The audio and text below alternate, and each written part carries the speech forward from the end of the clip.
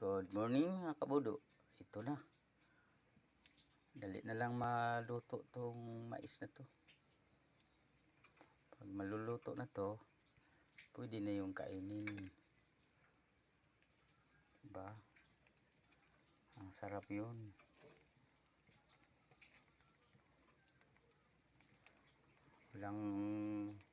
Pag wala kayong makain sa probinsya, pwede na yun.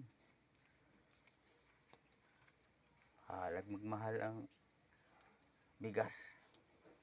Basta may mais. Pwede na. Oo.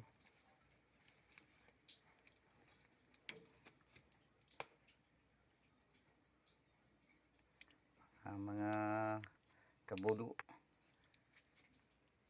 kain na tayo mamaya ng mais. Simple lang. Walang ano nang iba pang gawin. Kundi pagkaluto na to, kakain ka na. Thank you for watching.